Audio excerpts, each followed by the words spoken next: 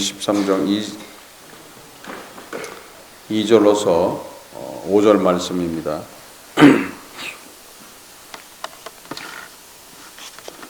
23장 2절로서 5절입니다.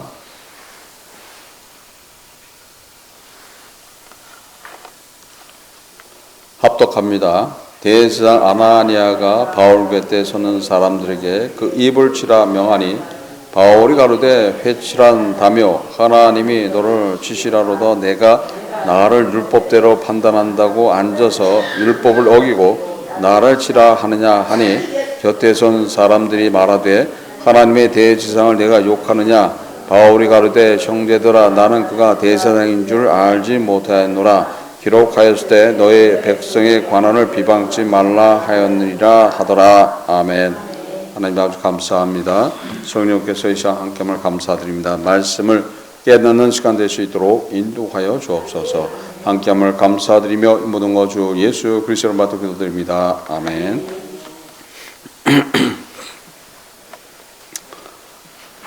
바울이 지금 대제사장에 대해서 판단하는 말을 했죠. 판단하는 말을 했을 때 옆에 있던 사람이 너가 하나님의 대제사장한테 욕을 하느냐 했을 때 바울이 나는 몰랐다라고 얘기를 하죠. 몰랐다.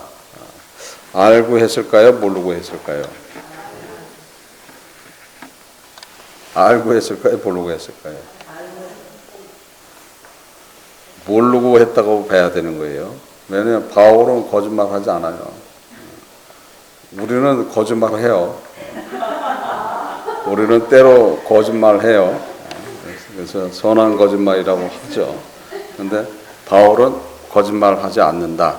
5절에 보면 뭐라고 돼 있어요? 바울이 가로되 형제들아 나는 그가 대제사장인 줄 알지 못하였노라. 그렇죠? 알지 못한다고 얘기를 하고 있어야죠. 바울이 거짓으로 얘기할 것 같아요? 아니에요. 그렇죠? 성령에 감동된 사람들은 거짓 증거하는 사람들이 아닌 거예요. 앞에 부분을 보면은 마치 알고서 얘기하는 것 같아요. 대제사장 아나니아가 타락된 사람이고 욕심이 많고 그런 부정적인 그런 사람이라는 것을 알고 얘기하는 것 같은데 뒤에 가서 바울의 대답을 보면 뭐라고 얘기해요? 몰랐다라고 얘기하죠. 몰랐다라고 얘기하는 거예요. 그래서 그게 틀린 거예요. 우리는 때로 지금 알면서 비방을 해놓고 상황이 안 좋아졌어요. 상황이 잘못하면 이제 그것 때문에 매도 맞을 수도 있고 모욕을 당할 수도 있고 수치를 당하면 뭐라고 얘기해요? 몰랐다고 얘기를 해야죠. 몰랐다. 그런 경우가 많을 거예요. 그런 경우가 많아요. 알고 이렇게 비방을 하고 판단하고 정죄를 해놓고 얘기하면 뭐라 그래요? 난 몰랐었는데 이렇게 얘기한다는 거죠. 근데 성령에 감동된 사람은 아니라는 거죠. 근데 왜 바울이 몰랐다고 했을까요? 아는 것처럼 얘기해놓고 왜 몰랐다고 했을까요? 분명히 말하는 거 보면 아는 것처럼 얘기해요. 대제사장 아나니아가 누군지를 바울은 알아요. 바울의 대제사장이 누구라는 거, 대제사장 아나니아에 대해서 모르는 사람이 아니란 말이에요. 근데 알기 때문에 그 사람이 어떤 인물이라는 걸 알고 있기 때문에 그렇게 얘기했을 거라고 생각했는데 바울은 그가 대제사장 아나니아인지를 몰랐다고 지금 얘기를 하고 있어요. 왜 그런 얘기를 할까요? 우리는 성령께서 우리를 인도하는 과정 속에서 우리가 알지 못하지만 그 사람에 대한 이야기를 할 수가 있는 거예요. 근데 마치 아는 것처럼 얘기했는데 실제는 모르고 얘기했는데 지금 대제사장인지 알았으면 그 소리를 안 했겠죠. 그러나 대제사장인지 몰랐기 때문에 지금 바울이 얘기를 하고 있죠. 백성의 관원을 비방치 말라 하였느라. 백성의 관원을 비방하게 되면 어떻게 된다? 죽여라 이렇게 돼 있어요. 출애굽기 22장 28절에 보면은 너는 재판장을 욕하지 말며 백성의 유서를 저주하지 말지니라. 신명기 17장 12절에 사람이 만일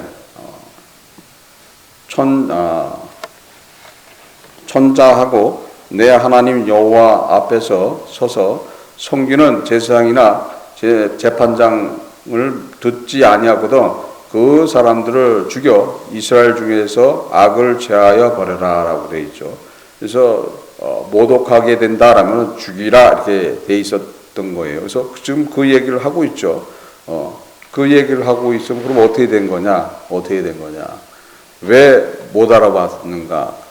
왜 못 알아봤는가? 지금 율법을 어기는 자요 하면서 판단했죠. 회칠한 자라고 얘기했을 때 만약에 대제사장이라는 걸 알았다면 그 자리에서는 얘기 안 했다라고 얘기를 하고 있어요. 근데 왜 그런 소리를 했을까 했을 때 여러 가지 상황이 있어요.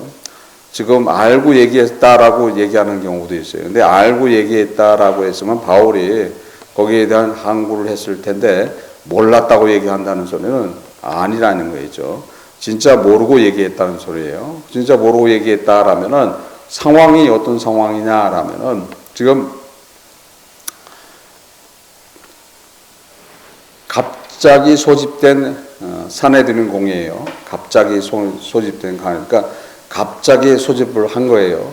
갑자기 천부장에 의해서 갑자기 소집이 됐기 때문에 어떻게 되는 거예요? 대제사장이 지금 산헤드린 공회에 대제사장 자리에 앉으려고 그러면은 대제사장 예복을 입어야 되는 거예요.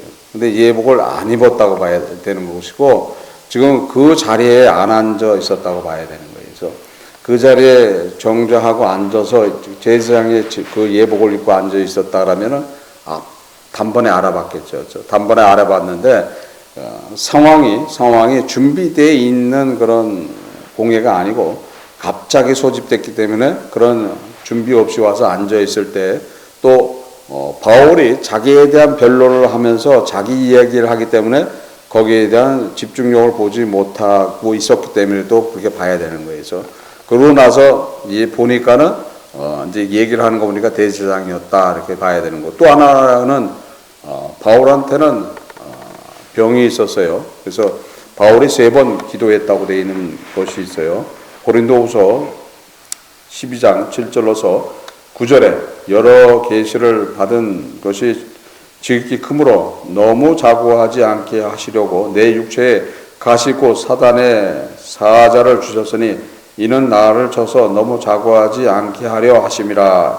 이것이 내게 떠나가기 위하여 내가 3번 주께 간구하였더니 내게 이르시기를 내 은혜가 내게 족하도다. 이는 내 능력이 약할 때 온전하여짐이라 하신지라. 이러므로 도리어 크게 기뻐함으로 나의 여러 약한 것들에 대하여 자랑하리니 이는 그리스도의 능력으로 내게 머물게 하려 함이라라고 말씀하고 있죠. 그래서 3번 기도했다라는 것은 여러 가지 이유가 있는데 바울이 성경에 보면은 자신들의 눈을라도 빼서 나한테 줄 정도로 나를 섬기고 나를 추종했다라고 얘기하는 부분이 있어요. 그리고 그래서 보면 어떻게 되는 거예요? 안질이 있었다. 그러니까 당연히 안질이 있었다고 봐야 되는 거죠. 다메섹 선상에서 아주 강력한 빛을 봤다 그랬어요. 강력한 빛을 보면서 그때 눈에 문제가 있다. 그러니까 주님이 주신 그런 가시다라고 되어 있는 거예요. 가시. 그러니까 자고할 때마다 자기를 높이고 자기가 망령된 그런 행동을 하거나 언행을 할 때마다 그 안지를 주면서 그걸 통해서 징계하고 그걸 통해서 정죄할 수 있도록 그걸 통해서 자기 스스로 자기를 갖다가 제어할 수 있는 그런 힘을 주시기 위해서 그렇게 하셨다라고 지금 말씀하고 있죠. 그걸 통해서 보면은 바울이 눈이 안 좋았다고 봐야 되는 거죠. 눈이 안 좋았으니까 멀리 있는 그를 못 알아봤다. 그러니까 예복을 안 입고 있어도 바울은 지금 대제사장 아나니아를 아는 사람이에요. 아는 사람이니까 그러면 예복을 안 입고 있고 상황이 그렇지 않았다 그래도 얼굴을 알기 때문에 보면 알았을 텐데 그걸 못 봤다는 것은 결국 바울이 눈이 별로 안 좋았다라고 봐야 되는 거예요. 그래서 바울이 기도했던 가시가 뭐냐 했을 때 여러 가지 이야기들이 있어요. 여러 가지 이야기가 있었는데 보면은 안질이라고 봐야 되는 거예요. 안질. 그래서 자고할 때마다 거기에 대한 제어를 하신 거예요. 자기를 높이거나 자기를 갖다가 교만하거나 무례한 행동을 하게 된다라면 그렇게 하게 돼 있는 것들이에요. 그래서 자기도 모르게 자기를 높이는 주변에서 높여요. 특히 권능을 가지고 있다라면 주변에서 막 높여. 그래서 높여서 자기도 모르게 자고가 되는 거예요. 자기를 높이게 되어 있는 거예요. 그럴 때마다 어떻게 하셨다는 거예요? 내려오게 하셨다. 그래서 바울이 될 때는 아주 평범한 사람이 되는 거예요. 아주 평범한 사람이에요. 아주 평범한 사람으로서 은혜를 베풀어 주고 있는 거예요. 예수님도 아주 평범한 가운데서 은혜를 베풀어 주신 거예요. 그래서 그랬듯이 우리의 삶 속에서 내가 그리스도인다라면 아주 평범한 가운데서 모든 것들을 이뤄가는 그런 삶을 살아가야 된다는 거예요. 그리고 평범한 가운데서 어떻게 되는 거예요? 남을 섬기고 따라가는 그런 삶에서 살아간다라면 항상 은혜는 넘치게 되는 것이고 또 주님이 함께 함으로써 여러분들을 항상 보호해 주신다. 그래서 여러분들의 삶이 넉넉하게 해 주시기 위해서 하나님의 은혜가 충만하게 해 주기 위해서 여러분의 삶을 넉넉하게 축복하심으로써 뭐하게 하신다? 여러분들이 모든 일에 착한 일을 하게 하시기 위해서 축복하신다라고 고린도후서 9장 8절에 기록되어 있는 말씀이에요. 그럼 그 말씀이 우리의 삶 속에 나타나야 되는 거예요. 그러니까 예수 믿는 사람들은 불쌍한 사람들이 결코 아니에요.